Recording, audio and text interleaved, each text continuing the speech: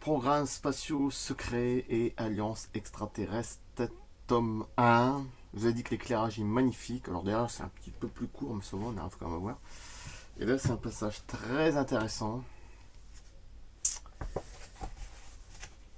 Le repli nazi en Antarctique et en Amérique du Sud. C'est très long à lire. Je vous dis pas le truc. Mais peut-être pour moi 20 minutes, je ne sais pas, un quart d'heure, 20 minutes. Alors autant commencer tout de suite. C'est une très belle vidéo. Je sais pas si un jour il y aura un tome 4, mais je ne pense pas parce que bon, c'est déjà costaud les 3 premiers tomes. Un jour, comme je vous ai dit, j'en ferai le tome 2, j'en ferai des vidéos, il y a pas mal de choses à balancer. Le 3, j'en ai déjà fait pas mal, j'en ferai peut-être encore une ou deux, je sais pas. Donc là, c'est la 13e vidéo du tome 1. Le repli nazi en Antarctique et en Amérique du Sud. La défaite officielle de l'Allemagne nazie en mai 1945 fut une victoire tactique, tragique oui, tactique dissimulant en réalité une défaite stratégique majeure pour les alliés victorieux. C'est ce que je vous disais.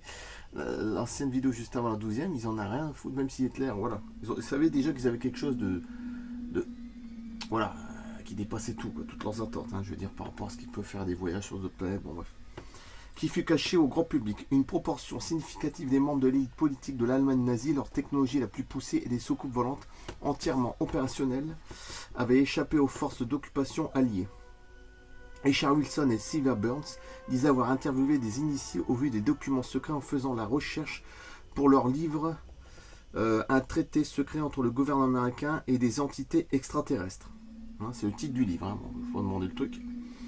Voici ce qu'il affirme avoir découvert au sujet de l'Allemagne nazie. Les Allemands appartenant à la communauté scientifique avancée savaient dès 1942, comme le livre derrière, 42, 54, que la guerre était perdue et ils ont décidé d'établir un plan pour poursuivre le rêve du Troisième Reich. Ils étaient d'avis que l'établissement d'une société distincte fondée sur les principes nazis de la pureté génétique constituait la réponse. Le développement de la technologie gravitationnelle facilita ce plan. Le 23 février 1945, écoutez bien, les plus récents moteurs du Kungelbutz furent testés puis extraits de l'appareil. Le Kungelbutz fut détruit par le personnel de la SS et par les scientifiques et les plans et les moteurs furent expédiés hors d'Allemagne, vers les régions subpolaires où les Allemands poursuivaient ces activités de construction souterraine depuis 1941. 2 jours plus tard, le 25 février 1945, l'usine souterraine de Kala fut fermée et tous les travailleurs furent envoyés à Buchenwald où ils furent gazés. Les Allemands ont également envoyé à la base souterraine les enfants de leur élite aryenne ainsi que d'autres éléments de leur société, un peu comme des néo-aryennes, enfin néo-aryens. Le général Hans Kammler, qui a disparu en avril 1945, a participé à l'opération d'évacuation, tout comme le général Neib. Là, les Allemands ont développé une société eugénique apparemment limitée à un nombre spécifique d'individus. Et ils sont toujours. Apparemment, ils maintiennent aussi des colonies techniques en Amérique du Sud. Ce n'est pas étonnant du tout. En effet, selon Sten Kepper, l'agent anonyme de la CIA, les programmes de soucoupes volantes les plus poussés de l'Allemagne nazie avaient été déménagés en Amérique du Sud et en Antarctique avant le déclenchement de la Deuxième Guerre mondiale. Les Britanniques avaient exhibé des photographies de la soucoupe des années 1930, et nous savions donc que l'Allemagne possédait une soucoupe volante munie de canons laser. Eh oui, canons laser. Des années 1930, d'accord. En réalité, Hitler avait envoyé tous ses aéronefs en Argentine et en Antarctique, apparemment pour s'assurer qu'aucun ne serait capturé quand il déclencherait la Deuxième Guerre mondiale. Bon, après, ils ont perdu, mais bon. Au cours d'une entrevue accordée à Linda Moulton Hoy, Sten Kemper a décrit certains des aéronefs nazis qui avaient été déménagés de Peenemünde à l'Amérique du Sud. Linda Moulton, vous aviez vraiment une photographie confirmant que les Allemands faisaient encore voler en Amérique du Sud certains de leurs aéronefs de Peenemünde. Kemper répond « Oh oui, des aéronefs, écoutez bien, avec un centre élevé d'environ 3 mètres de hauteur. Ils avaient tous l'apparence des Onebu 2. Ils pouvaient tous aussi bien être des vaisseaux extraterrestres, mais nous avons terminé que ces photos étaient celles d'aéronefs allemands en Argentine. Cependant, sur le radar, nous avons vu des vrais vaisseaux extraterrestres venir de l'espace et descendre dans la région de l'Argentine. Oui, il n'y a pas que ça, il y a aussi des vrais vaisseaux extraterrestres qui ne sont pas de ce monde. Il y en a peut-être qui sont pas encore bien réveillés aussi de ce côté-là. Bon, ouais. Elle est dure la pilule à avaler, je sais.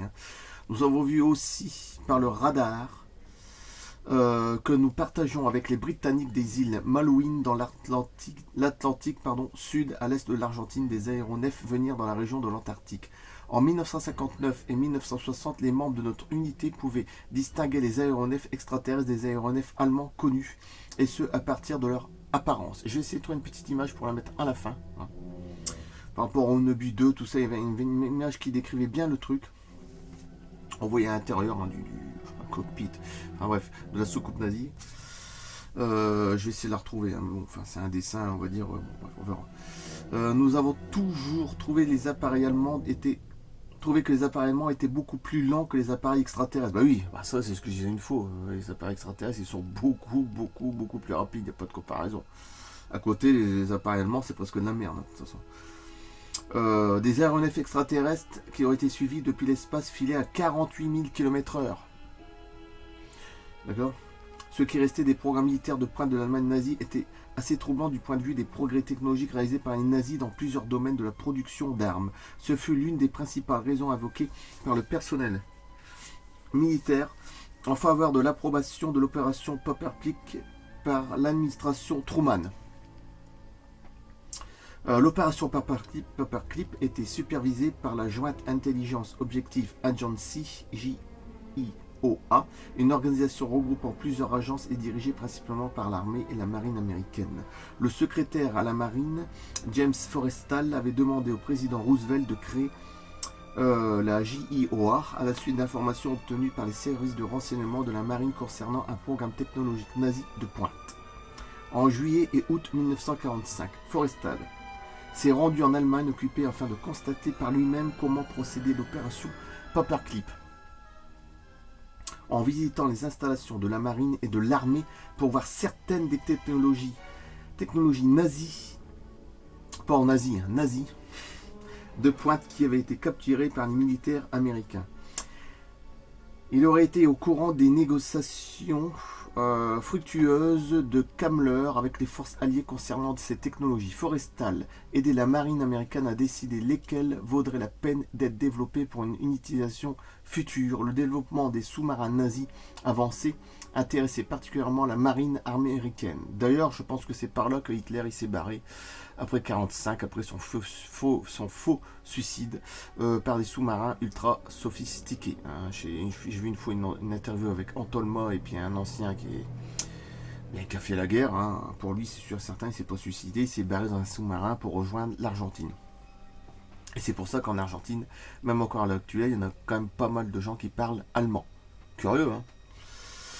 Bon, le développement des sous-marins nazis avancés intéressait particulièrement la marine américaine qui partageait certaines des techniques de construction des soucoupes volantes et des gros vaisseaux en forme de cigare, c'est mes préférés. Vaisseaux de forme cigare, enfin surtout ceux de type extraterrestre évidemment, capables de voyager en orbite autour de la Terre et au-delà. Good affirme que la marine fut la composante militaire prépondérante dans le développement du premier programme spatial secret américain, ce que nous examinerons au chapitre 5. Bon. Un détail significatif concerne le voyage de Forrestal en Allemagne en 1945. Écoutez bien. Il a été accompagné par le jeune John Fitzgerald Kennedy. Quand Forrestal désirait recruter comme membre de son personnel, Kennedy a accompagné Forrestal dans sa tournée des armes nazies de pointe qui avaient été capturées et lors de ses rencontres avec des hauts généraux alliés tels que le général Eisenhower, évidemment, qui était vraiment au courant des extraterrestres, dont l'arrière-petite-fille, je l'avais déjà dit, répété je ne sais plus combien de fois, à l'heure actuelle, enfin celle de maintenant, elle s'appelle Laura Eisenhower, elle sait très bien que les soucoupes volantes, que les extraterrestres, après elle parle aussi d'autres choses, nouvelle mondiale, tout ça, c'est authentique, d'accord, bon.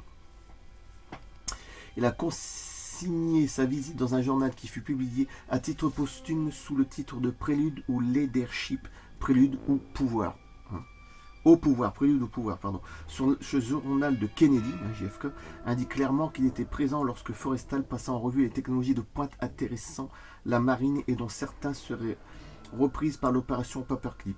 Bien que le journal de Kennedy ne fasse pas mention des soucoupes volantes, il est clair qu'il a été témoin des technologies nazies de pointe et qu'il a reçu des consignes concernant ce dont il pouvait parler et de ce qui devait rester secret. Et c'est peut-être pour ça aussi qu'il a trop ouvert sa bouche. Et qu'il est décédé en 1963, Kennedy, ça, oui, hein, donc il devait dire quelque chose d'important, il ne faut pas oublier, sur les ovnis et enfin, des différentes technologies, et, comme par hasard, il est mort. Voilà, il n'y a pas que l'état profond, mais il y a aussi ça. Il ne faut pas oublier qu'il y en a qui meurent parce qu'ils en disent, voilà, surtout que c'est un truc UFO. Même un président, ils en ont rien à foutre. Il est mort, c'est tout, quoi. Il a été démontré que les tentatives subséquentes du président Kennedy pour obtenir l'accès à des dossiers secrets sur la technologie des soucoupes volantes ont directement contribué à son assassinat.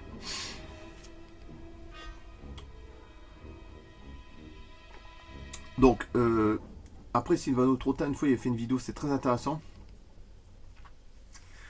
Comme quoi Kennedy est mort par l'état profond, c'est l'état profond, c'est-à-dire l'état de l'ombre, hein, l'état de le gouvernement de l'ombre. Moi, j'ai toujours dit que c'était plus par rapport à l'ufologie. Bon, là, il a été démontré que les tentatives subséquentes du président Kennedy, JFK, pour obtenir l'accès à des dossiers secrets sur la technologie des soucoupes volantes ont directement contribué à son assassinat. D'accord ? Et je pense que c'est plus ça. Bon, après, qui a tort, qui a raison, j'en sais rien. Mais pour moi, c'est plus ça. La technologie nazie de pointe dont il fut témoin durant son voyage en Allemagne en 1945 a donc été un facteur de son assassinat. Voilà, donc déjà il a déjà été trop loin. Et on était en 1945. Faut pas oublier, c'était bien avant. Ah, il est mort en 63. Donc, bon. La découverte du fait que la SS nazie avait retiré ses technologies secrètes les plus avancées et son personnel avant la défaite finale de l'Allemagne aurait causé un énorme choc aux dirigeants alliés. En réalité, les derniers mois de la Deuxième Guerre mondiale, n'ont pas vu un dernier pari désespéré des dirigeants nazis mégalomanes ne pourront accepter une défaite inévitable, mais plutôt la réalisation qu'une action bien planifiée pour exporter leurs plus précieuses ressources et leur meilleur personnel dans des endroits éloignés, en Antarctique et en Amérique du Sud. Les négociations fructueuses de Kammler avec les forces alliées ne portèrent que sur les technologies de pointe du deuxième niveau du régime nazi. Deuxième niveau. Selon des documents d'information secrets qu'il a pu consulter, Corey-Goode décrit 3 villes bases antarctiques connues et plusieurs bases souterraines secrètes en Argentine qui avaient été établies par les nazis. C'est pour ça que depuis ce temps-là, en Antarctique, en Argentine, il y a beaucoup de gens qui parlent allemand. Donc c'est comme ça. Parce que voilà, il y a pas mal de gens. Les nazis avaient suffisamment de temps et de ressources pour préparer un tel exode. Compte tenu de leurs nombreux liens d'affaires, de leur entreprise de façade, de leurs relations avec des compagnies et des gouvernements sud-américains, les expéditions bien équipées des nazis en Antarctique avant la guerre, leur avaient permis de se familiariser avec le terrain antarctique, d'établir les fondations d'un rôle à jouer sur ces territoires après la guerre. L'expédition nazie la plus ambitieuse a eu lieu en 1938 et 1939. 38-39, alors que de grandes portions de l'Antarctique furent revendiquées par le capitaine Alfred Richer au nom du gouvernement nazi. Le porte-avions Schwarbenland a envoyé des appareils effectuer une surveillance aérienne étendue de la région, revendiquée par l'Allemagne nazie et qui avait été nommée Neutschanbenland. Ja, Unterschwand. Alors, l'un des objectifs de l'expédition de Schwarbenland était l'établissement de plusieurs bases en Antarctique. L'établissement de bases nazies en Antarctique devint une source de préoccupation par le président Roosevelt qui ordonna une expédition militaire pour contester la présence nazie dans des régions dont il jugeait faire partie de l'Antarctique occidentale. La New York Times a rapporté ce qui suit le 7 juillet 1939. Hein. Le président Roosevelt a fait le nécessaire aujourd'hui pour empêcher une possible extension des revendications de l'Allemagne quant à certaines régions antarctiques en ordonnant au vice-amiral Richard E. Byrd, hein, bah oui, je crois qu'on connaît quand même un petit peu, de partir en octobre pour le territoire se trouvant dans la sphère d'influence de la doctrine Monroe. Il est évident que ce gouvernement était prêt à adopter, si nécessaire, la position selon laquelle toute tentative d'une puissance étrangère pour établir les bases de l'Ouest du 180e méridien dans l'Antarctique serait considérée comme un acte hostile. Pendant la guerre, une activité sous-marine soutenue dans la région de l'Antarctique semblait indiquer que les nazis y construisaient des bases. De toute façon, en plus de ce qui avait été établi par l'expédition du capitaine Richer, cette possibilité fut alimentée par les propos du commandant de la flotte sous-marine de l'Allemagne nazie, l'amiral Karl Donitz, qui a déclaré en 1943 que sa flotte avait construit dans une autre partie du monde un vrai Shangri-La. Shangri-La, qu'est-ce qui fait penser au truc hindou, tout ça, bon bref. Une forteresse imprenable. Après la réédition inconditionnelle de l'Allemagne, le 8 mai 1945, l'activité sous-marine nazie dans la région de l'Antarctique s'est poursuivie, comme en témoigne le reportage suivant de l'agence France Presse du 25 septembre 1946. France Presse. Et oui, on est dedans. Mais 1946 aussi, 25 septembre. Les rumeurs persistantes d'une activité des U-Boot allemands, qui signifie sous-marin en allemand, au pluriel U-Boot, bon, avec deux O, O-T-E, U-B, d'accord, bon, deux O-T-E, dans la région de la Terre de Feu, Feuerland en allemand, entre la pointe sud de l'Amérique latine et le continent antarctique sont fondés sur des faits réels. Ce qui a aggravé pour les Alliés l'exode de l'élite nazie en Antarctique, ce sont les preuves que la société d'Uvril avait réussi à contacter des races extraterrestres et qu'une civilisation humaine avancée existait à l'intérieur de la Terre, hein, c'est-à-dire la Terre creuse. Et ça emmerde tout le monde, ça, hein, pour ceux qui sont pour la Terre plate, là, allez vous faire voir. Bon, bref, c'est ce que je voulais vous dire pour vous. Bon. La coopération entre les nazis et la vie extraterrestre ou d'anciennes civilisations présentes à l'intérieur de la Terre serait désormais un facteur pour les Alliés dans la poursuite et l'éradication des éléments de l'Allemagne nazie qui étaient partis en Antarctique et en Amérique du Sud. Le programme de secours de la société du Vril avait atteint le succès opérationnel bien avant la défaite nazie. Comme Orsic, c'est l'allemande là, qui est très belle, la blonde, je sais plus comment ça s'appelle, Orsic. Bon bref, avait fait en sorte avec ses longs cheveux, là, en sorte que le programme de la société du Vril ne soit pas directement associé à l'effort de guerre. Il lui était possible. C'est pour ça que je vous dis c'est pas fini. Il était possible de déplacer toutes ces technologies, son infrastructure et son personnel dans des endroits sûrs en Antarctique, en Amérique du Sud. Comme nous l'avons vu précédemment sur le témoignage de Sten Kemper, Hitler a donné des ordres pour que le programme spatial de la société du Vril soit déménagé en Antarctique et en Argentine avant le début de la Deuxième Guerre mondiale. Ce scénario est étayé par des documents démontrant qu'Hitler a autorisé un certain nombre de missions militaires en Antarctique avant la guerre. L'Allemagne nazie a consacré d'importantes ressources à l'exploration de l'Antarctique et a établi sa présence avant la guerre par sa première mission accomplie à l'été austral 1938-1939. C'est ce qui a rendu possible l'établissement ou la découverte d'une ou de plusieurs bases souterraines pouvant accommoder le programme spatial secret de la société du Vril avant le début de la Deuxième Guerre mondiale. Ce ne fut pas le cas pour la SS d'Himmler, qui, sous l'autorité de Kammler, avait échoué dans un dernier effort pour militariser des soucoupes volantes à temps afin de charger le cours de la guerre. Kammler a pris toute l'infrastructure et toutes les soucoupes volantes opérationnelles dont il a pu s'emparer avant que les armées alliées n'éteignent les centres de la production ultra secret de la SS à Pilsen, en Tchécoslovaquie et ailleurs. Voici comment Ivo Arvidsson, spécialiste de la Deuxième Guerre mondiale nazie, a décrit la fuite de la SS en Antarctique, avec Hitler, hein, évidemment.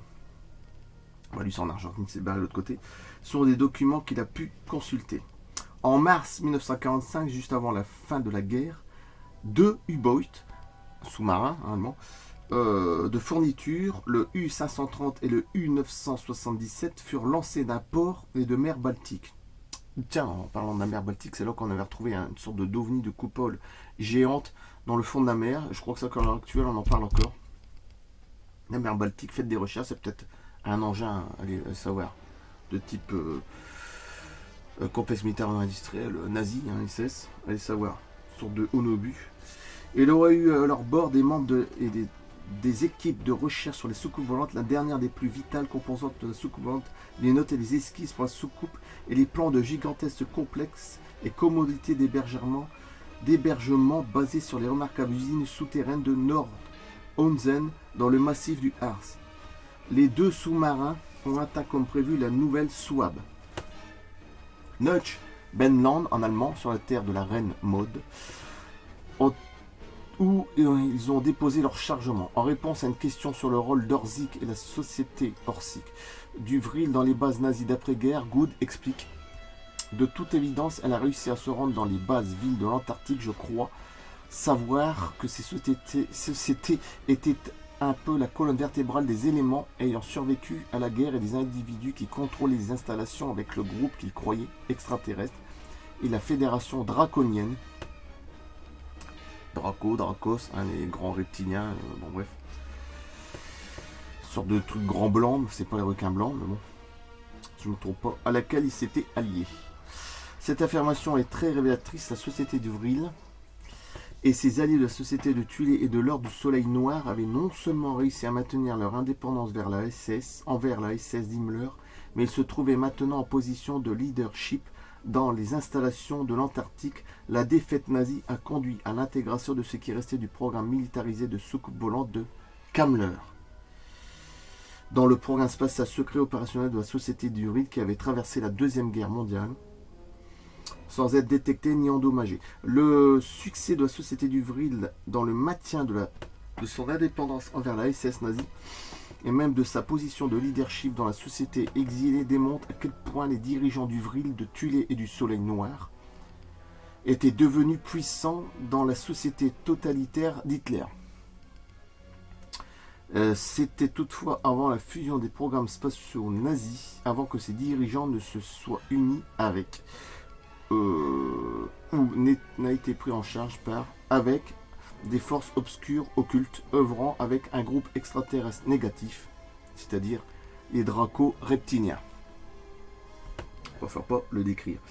Good décrit ces forces obscures occultes comme semblables à l'idéologie Sith des films de la guerre des étoiles. Mais oui, et moi je le vois tout de suite quand je voyais Star Wars, surtout les derniers, j'ai vu que ça correspondait exactement à des programmes spatiaux secrets, à Hitler, à des couleurs rouges, blanc, noir, la façon dont ils sont habillés, tout ça, c'est même depuis les premiers épisodes. Hein. La description faite par Good concorde avec ce qui est connu des pratiques de l'Ordre du Soleil Noir, formé au sommet de la SS d'Himmler. L'historien Peter Levenda, auteur du livre L'Alliance impie, raconte comment Himmler a établi des fondements occultes du leadership de la SS au château Renaissance de Wei-Wolfsburg. Alors ça fera plus que 20 minutes, ça fera au moins 26-25 minutes. Quoi, ça sera une vidéo extraordinaire, la 13e. Le chapitre de la 13e vidéo que je fais pour les programmes spatiaux secrets, les alliances extraterrestres.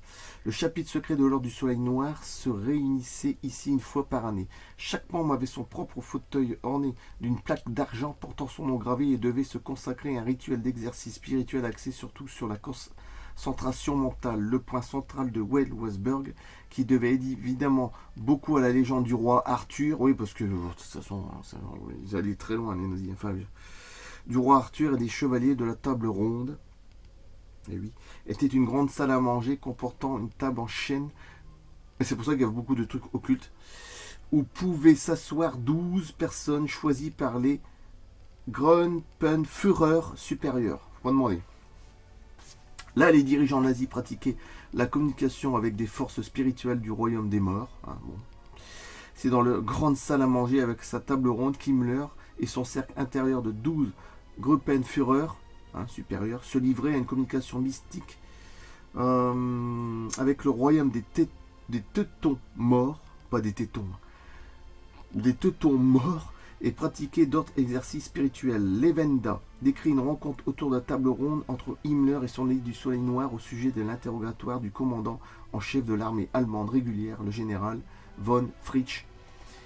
Himmler a réuni 12 de ses dirigeants SS les plus fiables dans une pièce voisine de celle qu'on a interrogé Fritz, et il a ordonné à tous de se concentrer mentalement pour influencer le général afin qu'il dise la vérité.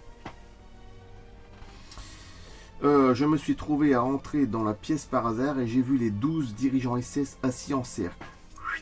Tous plongés, écoutez bien, tous plongés dans un profond silence contemplatif, ce qui était un spectacle remarquable.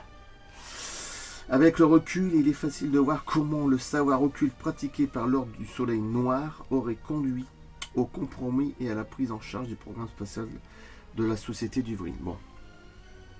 Avec leurs 3 bases en Antarctique et celle en Argentine, dont Hitler a fini ses jours, de toute façon, je pense, les programmes spatiaux maintenant fusionnés de la société du Vril et de la SS nazie avaient des soucoupes volantes parfaitement opérationnelles, pouvant se déplacer autour de la planète et même se rendant jusqu'à une base lunaire secrète. Donc, nous on est là, 1969, oh c'est magnifique, on applaudissait. Hein. Oh, c'est tout ce qu'ils ont fait bien avant. Plusieurs des ovnis observés immédiatement après la guerre étaient sur les rapports d'un certain nombre de responsables militaires au courant de l'état avancé de la technologie nazie, des vaisseaux spatiaux nazis parfaitement opérationnels. Voilà, je coupe là. Ce fut très long. Hein, c'est peut-être la plus longue vidéo que je fais. Enfin, que j'ai faite, pardon. Mais j'avais dit qu'elle était extraordinaire. Le repli nazi en Antarctique et en Amérique du Sud. Ça fera 27, c'est bien ce que je disais, 26-27 minutes. Et je vais couper là, parce que le temps de la télécharger, ça va être ultra long, et le temps de la poster, c'est pareil. Bon. Même si on est passé à la fibre, on va passer à la fibre, hein, après, bon bref. Enfin, là où j'habite, ça va être beaucoup plus rapide, mais bon, ça va être quand même long à télécharger. Voilà, programme spatiaux secret et annonce extraterrestre, tome 1. Révélation d'initiés sur les activités et les contacts secrets de nos gouvernements. Le repli nazi en Antarctique et en Amérique du Sud. Et je coupe là. Merci. À bientôt. À la fin, j'essaie de trouver une image avec le Onobu 2. Enfin, je vais essayer de trouver des trucs. Je coupe. Merci. À bientôt. 2-3 jours. A plus.